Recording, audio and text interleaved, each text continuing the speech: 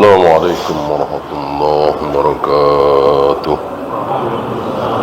إن الحمد لله نحمده ونستعينه ونستغفره ونعوذ بالله من شرور أنفسنا ومن سيئات أعمالنا. من يهده الله فلا مضل له ومن يضلل فلا هادي له. أشهد أن لا إله إلا الله وحده لا شريك له وأشهد أن محمدا عبده ورسوله وبعد. Terakhir, kita mendekat kepada Allah, Allah juga mendekat kepada kita, dan lebih Allah membalasnya lebih. Dan wajib kita mengimani apa adanya bahwa Allah datang, Allah mendekat. Tentu mendekatnya Allah tidak sama dengan mendekatnya siapapun dan apapun. Sebagaimana turunnya Allah ke langit dunia tidak sama dengan turunnya apapun dan siapapun. Tapi bahwa Allah turun tidak boleh ditolak. Karena Nabi, Abu Bakar, Umar, para sahabat tidak pernah menolak sifat-sifat Allah dengan mengatakan maksud turun itu anu, maksud wajah itu anu, maksud tangan itu anu. Ini batil, ini enggak ada. Tidak pernah dicontohkan oleh Rasul dan para sahabat. Ya, kita lanjut 97 atau hadis ketiga dari bab al-mujahadah, bersungguh-sungguh. An Ibni Abbas radhiyallahu anhuma qala Rasulullah sallallahu alaihi wasallam, ni'matani, ada dua nikmat, kelezatan, kebaikan yang Allah berikan kepada kita, nikmat ada dua. Maghbunun fihi ma katsirun minan nas, mayoritas manusia, kebanyakan manusia lalai, tertipu, menyia-nyiakan dua nikmat itu. Padahal nikmat itu sangat luar biasa, tapi disia-siakan.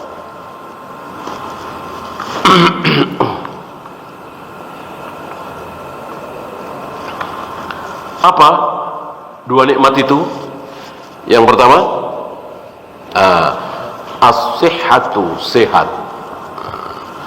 Banyak dari kita yang menyia-nyiakan nikmat sehat, tidak berbuat apa-apa, tidak melakukan kebaikan apa-apa, tidak beribadah, tidak melakukan ini, tidak melakukan itu. Dia begitu sakit baru sadar,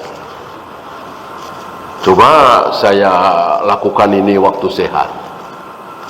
Coba saya sehat, saya akan ngaji ke sana, saya mencari ilmu ke sini, saya sholat berjamaah di masjid, saya baca Al-Quran, saya zikir, saya ini, saya itu. Saya datang ke paman bibi yang masih hidup, sekarang nggak bisa lagi, sakit. Ya. Ini yang pertama. Yang kedua, al-faragh, kesempatan, waktu luang, punya waktu.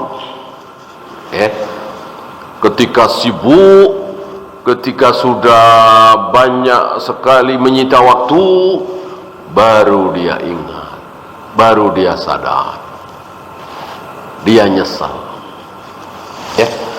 Nah, mumpung dua-duanya masih ada di kita, insyaallah sesibuk-sibuk kita hari ini, insyaallah kita bisa luangkan waktu mungkin sejam, 2 jam di depan televisi, bahkan 4 jam, 5 jam nonton YouTube, main HP, apalagi main game. Kenapa enggak kita ganti dengan baca Al-Quran, dengan menghafalkan Al-Quran, dengan baca hadis-hadis Nabi, dengan mendengarkan nasihat-nasihat ulama kita, ya, mumpung belum telat.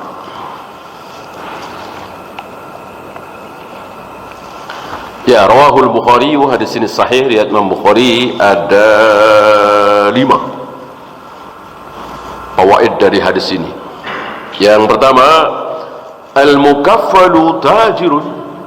Mukallaf ini kita semua.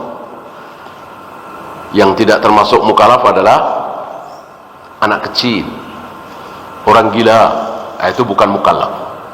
Ya, artinya nggak usah sholat nggak apa-apa, nggak usah saum nggak apa-apa, berbohong, minum khamar tidak berdosa.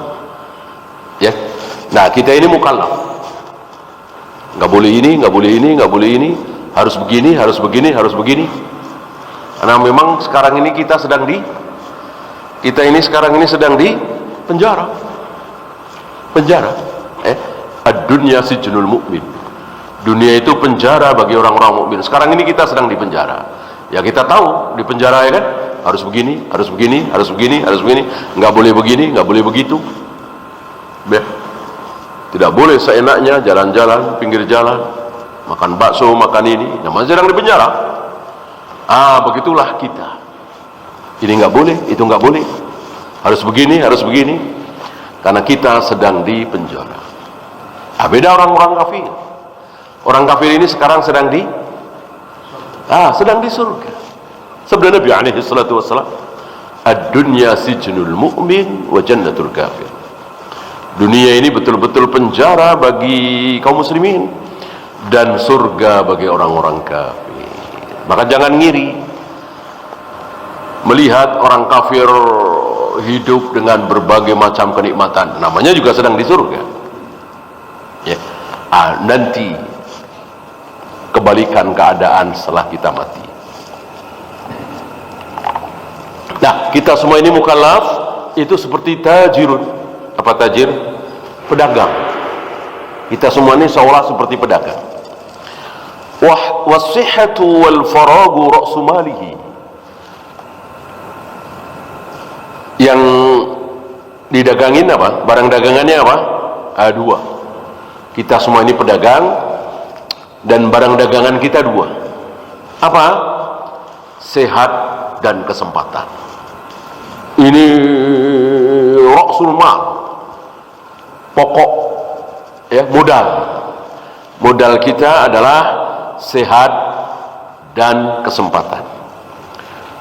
Faman ahsana istihdama ra'si malihi nalar ribah. Barang siapa yang menggunakan modalnya sebaik mungkin dapat keuntungan. Barang siapa yang menyia-nyiakan, bangkrut dia. Bukannya dipergunakan sebaik mungkin, dijual dan seterusnya, malah disia-siakan, dibuang-buang, ya, kena hujan biarin, ya bangkrut. Jangan sampai kita menyia-nyiakan 2 modal besar, sehat dan kesempatan. Yang kedua, yang bagil istifadatu minas sihhati wal faragh. Wajib beristifadah, mengambil manfaat dari sehat dan kesempatan. Ya. Badannya sehat, waktu banyak, tapi nggak ada manfaat yang keluar dari dia. Dia nganggur, nggak berbuat apa-apa. Ya. Walaupun barangkali kita hanya bisa bersih-bersih masjid, walaupun mungkin bisa bersih-bersih kamar mandi masjid, kenapa tidak dilakukan? Ada manfaatnya. Ya. Apalagi masih punya orang tua, ibu yang tua renta, panen pahala. Sampai waktu itu kita bahas, ya, Nabi merasa aneh. Seseorang yang punya ayah, punya ibu yang tua renta, mungkin 80-an, 90-an, tapi si anak nggak masuk surga. Aneh seaneh-anehnya. Sangat aneh, ajib, menakjubkan. mestinya dia panen pahala, punya ayah, punya ibu umur 80, 90, nggak dapat apa-apa. Karena memang dia tidak berbuat apa-apa terhadap ayahnya, ibunya. Malah sengaja pura-pura sibuk di Jakarta, seolah-olah lupa ayahnya, ibunya di kampung butuh pertolongan, ya. Atau bahkan sama-sama di Jakarta, tidak pernah mau nengokin, gitu. Atau diserahkan ke panti jompo. Innalillahi. Ya. Al-Islamu harisun alal waqt. Islam itu sangat-sangat menghargai waktu.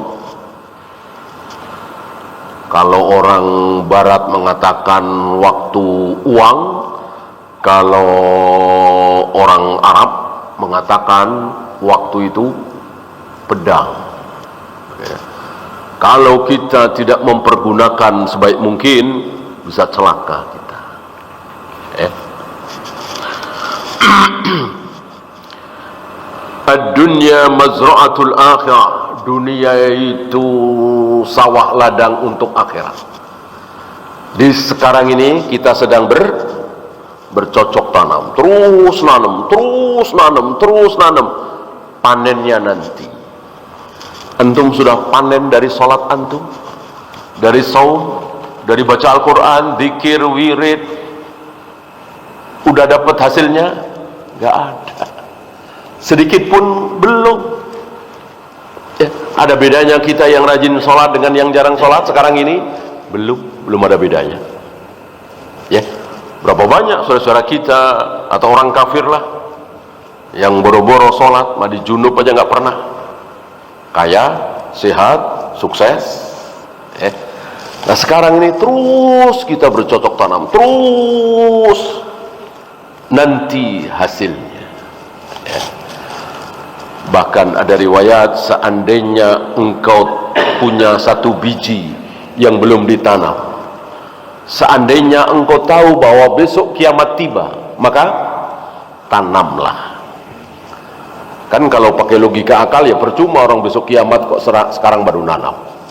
Nggak apa-apa.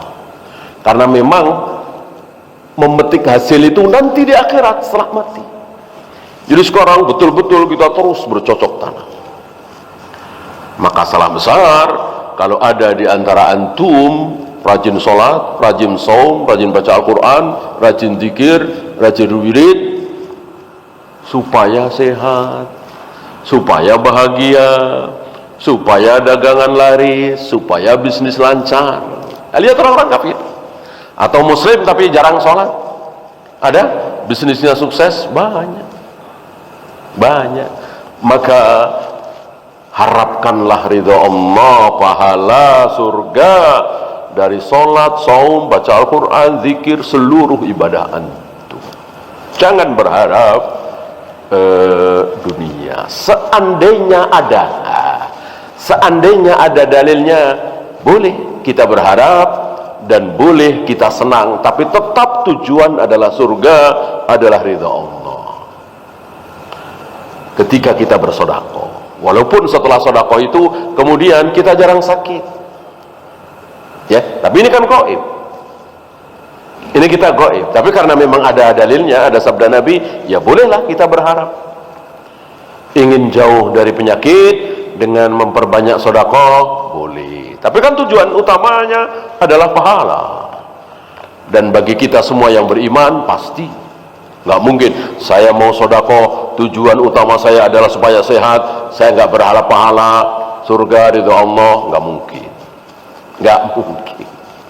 Ya, kalau dia nggak berharap pahala ridha Allah, ngapain sedekah? Mending serahkan ke asuransi. Kalau ada apa-apa, kalau sakit nanti ditanggung 100% oleh asuransi.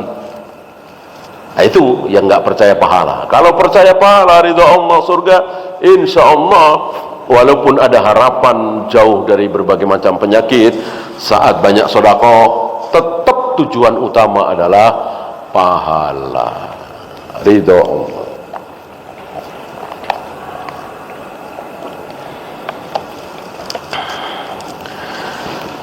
Yang terakhir,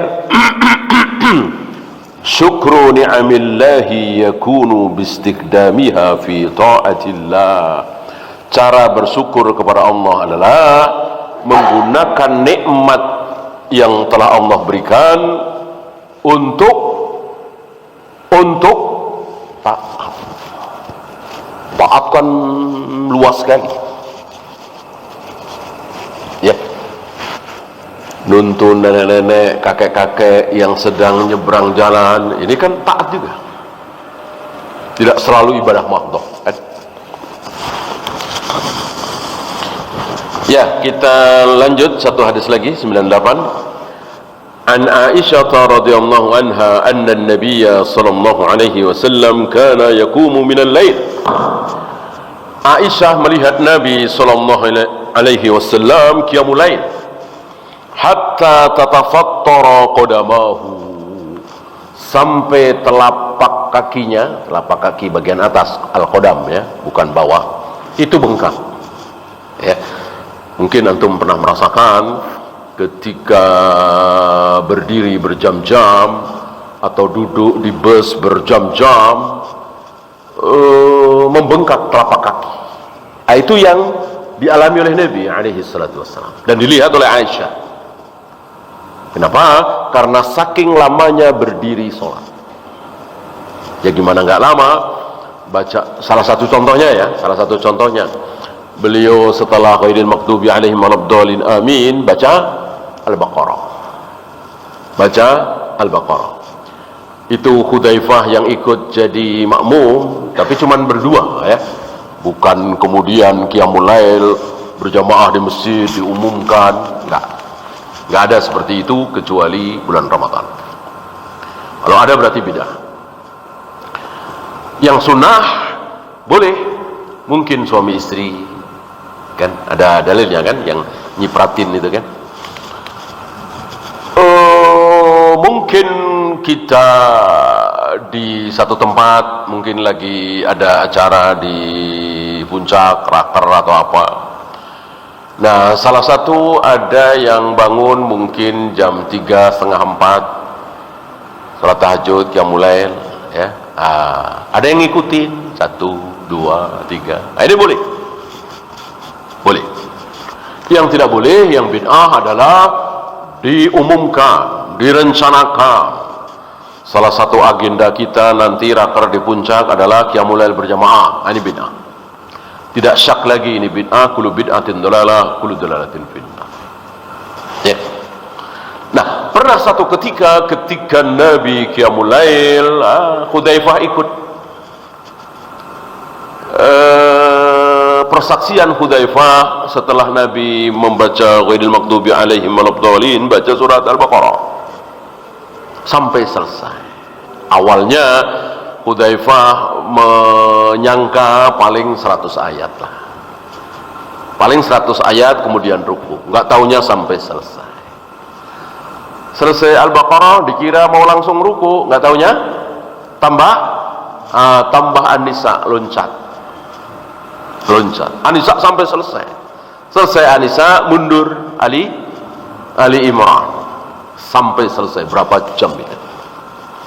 Dan Nabi membaca Al-Qur'annya tidak seperti sebagian kita, ditarik-tarik, nggak jelas makhrajnya, panjang pendeknya karena saking cepatnya. Nabi tartil, kha-nya jelas, sin-nya jelas, shad-nya jelas, dot-nya jelas. Yang panjang ya panjang, ya pendek ya pendek, ya. Bahkan ditambah ketika Nabi melewati ayat-ayat tentang surga, beliau berhenti sejenak memohon surga kepada Allah. Ketika melewati ayat-ayat tentang neraka, beliau berhenti sejenak mohon perlindungan kepada Allah dari neraka. Ketika melewati ayat-ayat yang memerintahkan bertasbih, fasabbih, maka beliau bertasbih subhanallah, dan seterusnya, tambah lama. Pantesan telapak kaki Nabi bengkak. Kan ada itu orang-orang NII itu yang berdalil dengan ini, kalau cuman sholat telapak kaki bengkak, nggak mungkin sholat doang sampai bengkak.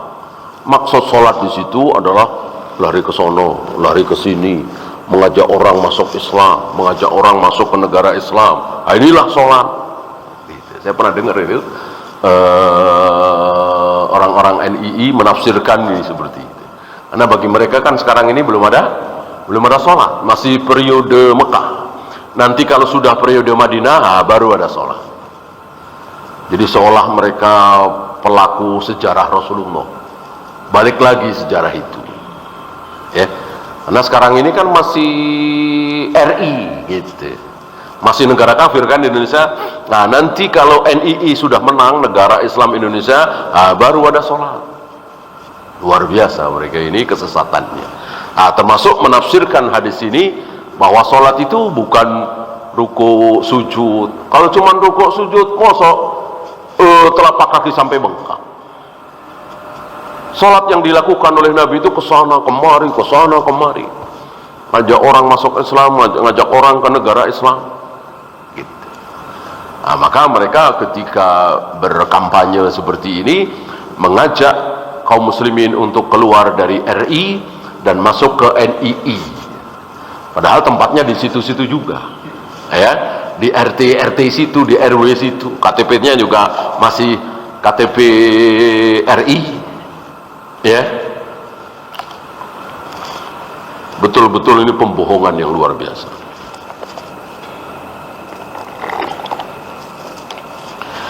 Fakultu lahu, ketika aku melihat telapak kaki Nabi bengkak karena saking lamanya berdiri sholat berjam-jam, aku bertanya, lima tasna'u hadha ya Rasulullah, kenapa engkau masih lakukan ini ya Rasul? Wa qad ghafarallahu laka ma taqaddama min dzambika wa ma ta'akhkhar.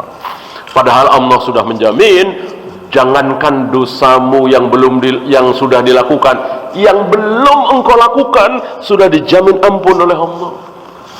Jadi seandainya Rasulullah itu nekat, ya, pengen nyobain khamar, nekat, belum minum khamar sudah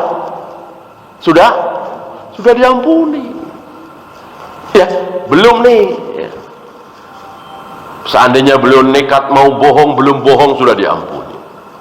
Alhamdulillah, hanya beliau yang diperlakukan seperti itu. Coba kalau kita, ya, pokoknya mau berbuat apapun aku ampuni, Allah bilang sama kita, barangkali habis, ya. Kita cobain semua, ya. Ya ngapain takut orang diampuni? Nabi tidak. Justru semakin ada jaminan ampun, semakin takut beliau. Maka ketika Aisyah bertanya seperti itu, dosamu yang sudah dilakukan, yang belum dilakukan, dijamin ampun oleh Allah, kenapa engkau masih mau seperti ini ya Rasul? Salat berlama-lama sampai telapak kakimu bengkak. Dijawab oleh Nabi dengan jawaban yang luar biasa, yang menunjukkan ini tingkat tertinggi dari tujuan ibadah. Apa? Afala uhibbu an akuna abdan syakura. Justru itu kenapa aku tidak bersyukur, karena aku dijamin ampun dosaku yang sudah dan yang belum. Aku bersyukur. Ini salah satu caraku bersyukur. Luar biasa. Barangkali kita belum sampai ke derajat itu. Kita sampai ke derajat bahwa kalau saya begini, saya berdosa nih, neraka. Kalau saya ingin masuk surga, saya begini, jangan begitu. Itu pun baik. Walaupun bukan tingkat tertinggi, itu pun bagus. Ketika kita tidak mau berzina, tidak mau minum khamar, tidak mau berjudi, padahal ada kesempatan, tidak mau korupsi, padahal di depan mata uang miliaran misalnya, kita takut neraka, takut siksa kubur, itu bagus sekali. Itu bagus sekali. Termasuk ketika kita sholat, ketika saum karena kita ingin masuk surga, itu bagus sekali, ya. Tapi Nabi, apa istilahnya, super bagus lah, paling mulia, paling baik. Artinya ketika beliau sholat sedemikian rupa, itu karena beliau bersyukur, ya. Ya, sama ini muttafaqun alaih, Imam Bukhari dan Muslim. Ada 4.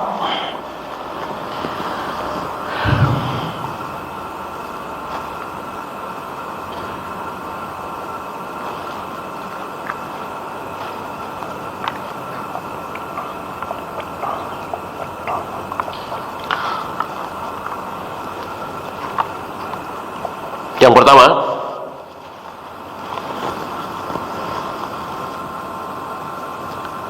yajibu alla yakhtara bibalina anna adh-dhunuba allati akhbara Allah Ta'ala annahu bifadlihi ghafaraha Allah lin-nabi alaihi salatu wassalam min kubaili ma naqa'u nahnu fi. Nah, ini penting nih ya. Jangan sampai ada anggapan di benak kita bahwa dosa-dosa yang dijamin ampun Nabi melakukannya lalu itu ada di kita, gitu ya. Walaupun mungkin kita dijanjikan apa misalnya puasa Arafah, ya kan ada dua riwayat, ghufirallahu ma taqaddama min dzambi, bahwa dosa-dosanya yang lalu telah diampuni, setahun yang lalu telah diampuni, dan ada riwayat setahun yang akan datang, gitu. Nah, jangan sampai ini menjadikan kita setelah puasa Arafah atau puasa Tasu'a, ya 9 Muharram, ada terbesit di hati kita bahwa dosa yang akan kita lakukan ini sudah dijamin ampun, ya. Nah, kenapa? Ini kan janji Allah, kenapa tidak boleh kita berpegang kepada janji Allah? Betul.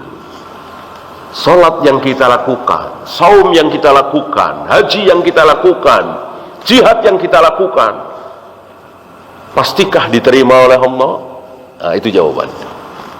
Ketika jawabannya pasti, bolehlah. Kan enggak ada. Siapa yang bisa memastikan bahwa amal-amal kita diterima oleh Allah? Sah iya, betul. Kan pernah kita bahas bahwa ketika kita sholat 5 waktu, ketika kita puasa Ramadan, ketika kita haji, ada berapa tujuan? Ada 2. 1, sah, menggugurkan kewajiban. 2, pahala. Untuk sah ini kita harus tahu. Maka kalau tidak sah harus kita ulang. Orang tahu kok.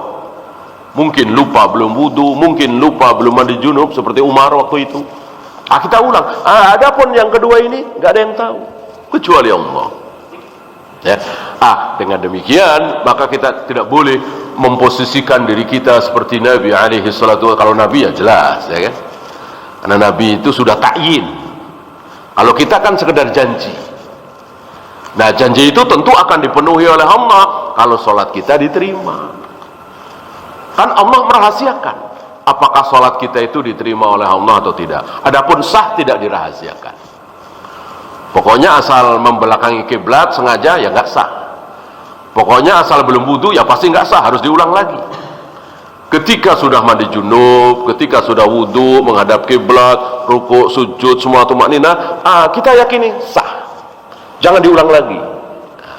Adapun diterima atau tidak, berpahala atau tidak, hanya Allah yang tahu.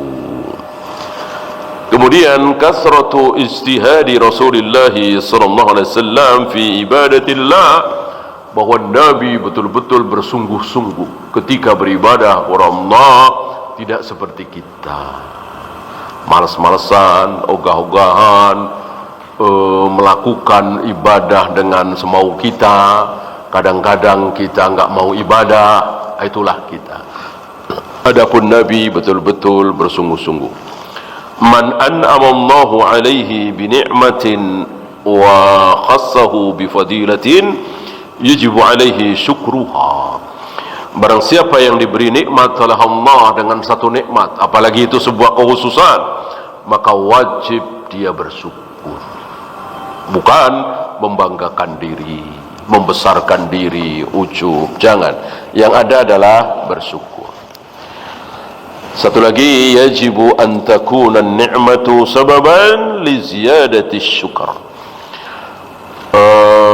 Wajib bahwa nikmat itu menyebabkan kita bertambah syukur. Semakin nikmat semakin bersyukur, semakin diberi nikmat semakin bersyukur. Dengan demikian semakin bertambah umur kita, semakin banyak salat kita, semakin banyak saum kita, semakin banyak baca Al-Quran kita, semakin banyak sedekah kita, dan seterusnya. Wallahu a'lam. Ya, kita sisakan untuk soal jawab. Ada pertanyaan, silakan.